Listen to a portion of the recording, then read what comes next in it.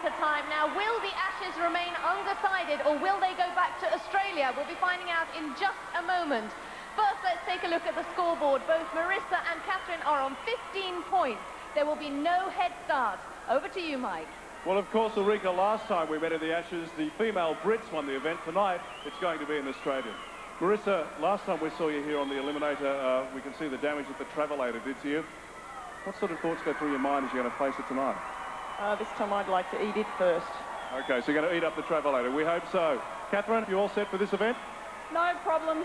As I said to everybody else, the Australians aren't here for a long time. We're here for a good time. Well, we're sure that the British crowd is going to be behind both of our challenges tonight. All that remains now is to see which side you start from. We'll bring John Forsyth in to do the toss. Catherine? Heads. Call for heads. Heads it is. OK, we'll swap sides and get set to start the event. You can do it, Cath! Catherine and Marissa, you will both go on my first whistle. 3, 2, Well, the only thing you can predict in this particular Eliminator is an Australian victory. The girls from down under go up and over. Marissa from Canberra, nearest the camera. Into the bungee where the elastic is designed to stretch the contender. Catherine emerges intact first. The only way is up the rope. Leads to the hand ladder. Marissa had a nightmare travelator in her heat, but Catherine completed the course in 1 minute 13 and is striking out with a good lead. The rollers proved to be problem-free. Both girls safely onto the net, and Marissa claws back the lead. A level pegging on the nets. The PE teacher versus the physiotherapist and personal trainer.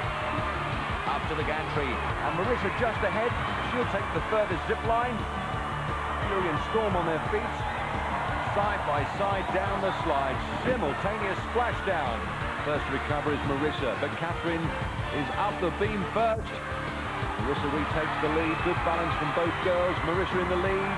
Oh, Catherine's off. Marissa up the travelator. Can she tame it this time? Oh, she stumbles. Oh, she's slipping. No, she gets the leg over. She's there. The Ashes champion, Marissa Hübner from Canberra. The celebrations have started already. Catherine, their valiant contender from Victoria, lost her balance on the beam with half a metre to go and lost her claim on the title at the same time. Up the travelator with ease, a gallant runner-up. Well, Marissa Hübner, you must be in agony, but you must be absolutely delighted. After all that, I'm going to make you hold that because I'm not holding it for a second longer than I have to. Huge congratulations. How are you feeling? Very tired, but very happy. You must be delighted. I am. I knew it was going to be tough getting out that travelator, but I wasn't going to let it grate me again. No, I mean, you've got the scars to prove you've been here a couple of times. And in here, I have a cheque for £6,000. I understand that's about 12,000 Australian dollars. Let's hear it for Marissa. Well done. Catherine, sometimes it's the things that we don't think will cause us any trouble that actually jump up and do it. And for you, it was that balance beam. I mean, that's probably, everyone would think, the easiest piece of equipment on the whole course. No, for me, the rolling logs and the balance beam have been my bogey. So all credit to Marissa. She had a clean run. She went all the way through. We've had a good time. The Australians have come and had a really good time. Thanks to everybody, and thank you, Birmingham. Well done.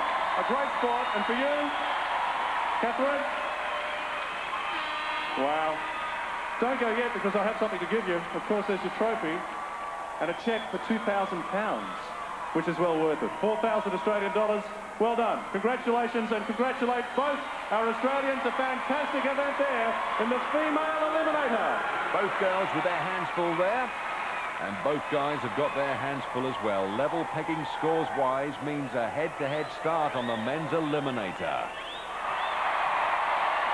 Well, Mark, what a night it's been so far. Now, of course, there's no head start at all. You've got the Ashes, the result of the Ashes resting on your shoulders, just to put it mildly. A little bit of pressure. Best thing I can do is just give it 100%. That way I'll know that I'm going to perform well.